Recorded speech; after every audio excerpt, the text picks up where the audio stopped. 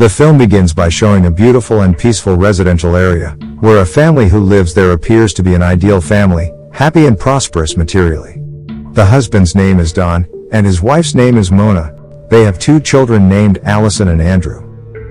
In this family, Mona dominates with her overbearing attitude, and whatever she says must be followed. Their husband and wife relationship is very rigid, and everything must be programmed according to Mona's will. The days they go through are far from cheerful, or intimate in the way that a healthy family should be. In fact, Mona has an excessive insecurity about her children, where she requires them to always be winners in everything, even if it must be achieved in a bad way. Any form of violation or disobedience will be fatal, and they will get serious punishment from her. Don is actually quite depressed and not happy with this situation, coupled with Mona, who often refuses to make out with him. This is because Mona is someone with high aspirations, and she is also someone who meticulously schedules everything, including the time available for her to make out with Don. Don chooses to be patient, and accept the circumstances of his life on the pretext of keeping the peace in his family. When it comes to their professional lives, Don works as a manager in a fairly large furniture store. This shop was built with funds provided by Mona's parents, which means that Mona is technically the owner of the store. One day, the store holds a recruitment for new employees, and a woman named Dusty shows up for an interview at Don's shop. Don appears to have been attracted to Dusty from the moment they first met. Plus, Don's employee and neighbor named Lay expresses his joy by simply telling Don to accept the woman's application. He also explains that they need something to look at to take their minds off their stressed marriage. Meanwhile, there is a man appears to have just finished killing someone. He then watches the TV commercial for Don's furniture shop, which is currently airing. It turns out that this man and his gang have begun to follow Don and his wife's whereabouts and activities. Don, on the other hand, continues to spend boring days with his wife, and one of the gang members has been following him around to find out where he lives. Until one day, he finally manages to get away from it all by having an affair with Dusty. It is at this point which their relationship begins to deepen and become more intimate. Don and Mona's relationship becomes even less interesting as a result of this. Everything goes smoothly for Don at first, and he is able to keep his affair hidden from Mona. Until one day, when Don's family is holding a party, Dusty tells a really bad news for Don that she is expecting his child. As a result, Don is completely taken aback to know about this, since Dusty has taken pregnancy-design pills before. Dusty also refuses to abort the pregnancy because she really wants to have children. Plus, she keeps urging Don to take responsibility for their wrongdoing. Don then goes to meet Lay and asks him for some advice about Dusty's pregnancy. As most people would do, Lay suggests to Don that he give Dusty some money in exchange for her silence, and for her to leave Don's life. Lay believes that women such as Dusty are the types of gold diggers, who have a proclivity for blackmailing well-established men like Don. And what Lay said is actually true, because it turns out that Dusty is a lover of a gangster named Murphy, the man we saw earlier. In other words, Murphy assigns Dusty the task of luring well-to-do men, so that they can take some of their wealth. However, this time it seems that Dusty really likes her target. Long story short, Don follows Lay's advice and he then gives Dusty $13,000. Don then asks her to put an end to their relationship and not to see him again in the future. But Dusty refuses because she feels like she is being treated like a whore. At this point, Don is really worried that his mistake would destroy his household, the loss of his children, and of course Mona would act out of control. Worse yet, the extortion does not stop there because $13,000 is not enough money for Murphy. So he now orders Dusty to ask Don for more money, and this time he asks for a larger sum of $25,000. The only problem is that Don has absolutely no money left, and is baffled as to what he should do about Dusty, who continues to blackmail him. Since he has no other choice, Don finally decides to take the risk of being honest with his wife, and tell Mona everything he has done. What did you do? What is it?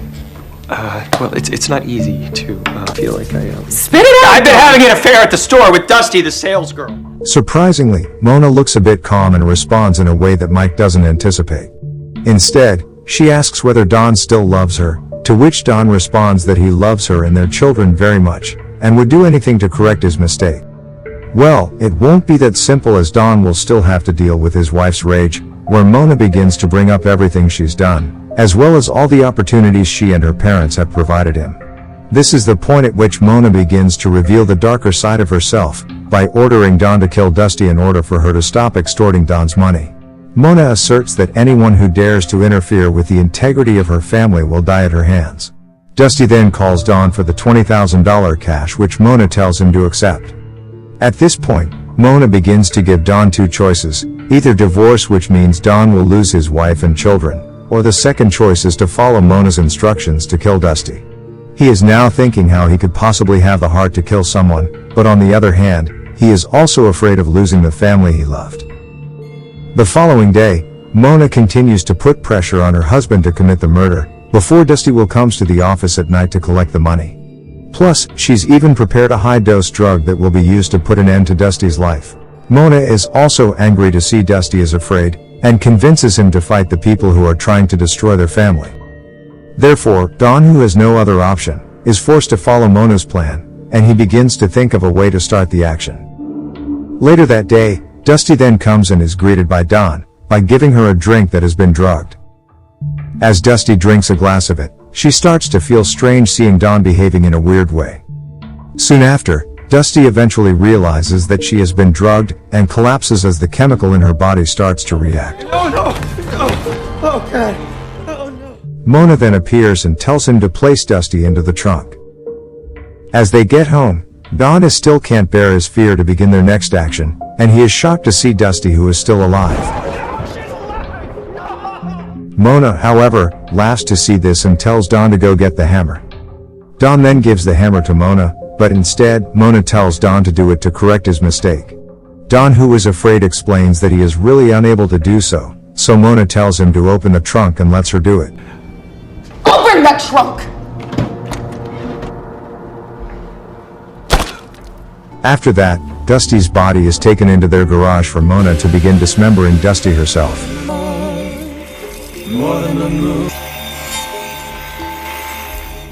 Don can't bear to see all of that and rushes to the toilet, where he only surrenders to everything that's going on and throws up. Murphy, on the other hand, is growing suspicious because Dusty has been missing for several days with no word from her. The next day, when Don comes home from work, he is panicked after seeing Murphy talking to his son outside the house. It turns out that Murphy tells Don to meet him, where he wants to inquire about Dusty's whereabouts. When Murphy meets Don at a club, Murphy immediately asks where Dusty has disappeared. At this point, Don can still tell the lie that he gave Dusty the money, and that he has no idea where Dusty has disappeared to. Since Dusty has gone with the money, Murphy pushes Don to give him $20,000 by tomorrow, or else he will do bad things to his wife and child. After the meeting, Mona tells Don that they must dig Dusty up again, and go to the house of Dusty and the gangsters. At this time, Mona has a plan to deal with the gangsters during the night. Don and Murphy will meet again in a club. As she arrives in front of the house, Mona proceeds to break into the gangsters' house, and no one is there since they're already in the club. Mona then places something in the refrigerator which turns out to be Dusty's body parts, including the part of her head that she had beheaded some time ago. Not long after, one of the gangsters came with a woman, and Mona quickly kills them with a kitchen knife she took from the house. Once Mona has left the house, the guy who is still alive calls Murphy and tells him about what has happened at their house. Mona, on the other hand, takes the undercover phone and calls the police to report the disturbance coming from Murphy's house. As soon as Murphy hears this, he rushes to the house where he is shocked to see all the chaos that had been done by Mona in his house. He also discovers the remains of Dusty's body, which Mona had placed in the refrigerator. It is at this moment that Murphy finally realizes that he has been trapped by Mona, with all the evidence of murder that points to him. At the same time, the police arrive, and his man is shot to death by them. But Murphy manages to sneak away to beneath the house through a secret door. One night, Don, who is curious about all his wife's doing, tries to ask Mona about her past. He thinks that Mona may have experienced a traumatic or tragedy event as a child, that has influenced her current behavior. With Don's question, Mona's reaction takes an unexpected turn and becomes very emotional. Mona says that her parents are perfect, and have never hurt her.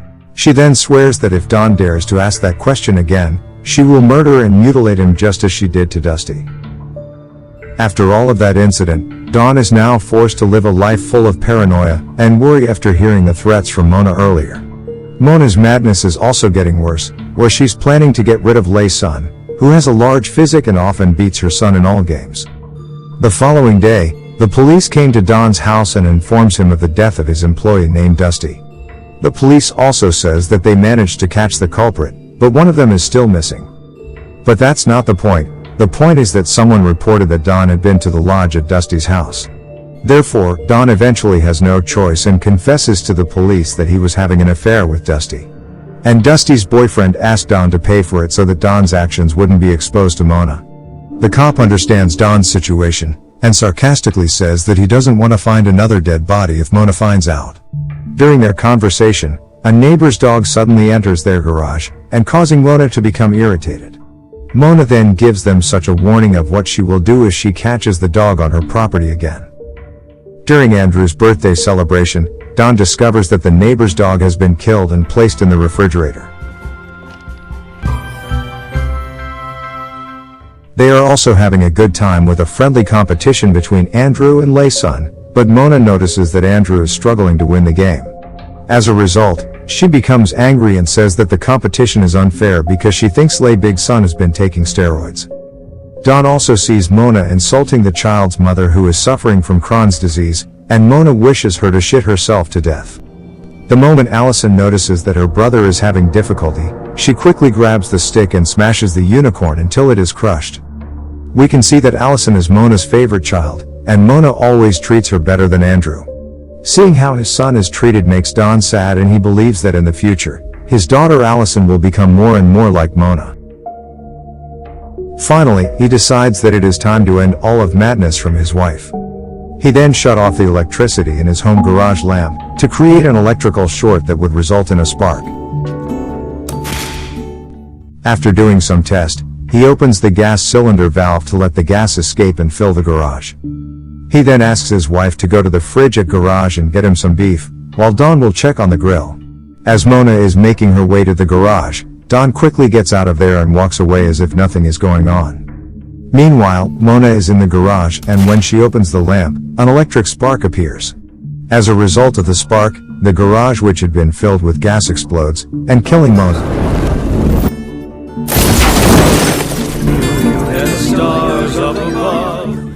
After it is all over, Don is now living in a new house while enjoying the treasure left to him by his wife. He and his children are now living happily without any rules from his wife, including the fear of being killed by her. But the movie isn't over yet, because the police haven't found Murphy, the person who ran away from the house earlier. We can see that Murphy is following Don's car from behind, and the film ends during the credits with the sounds like Don has been shot twice by Murphy.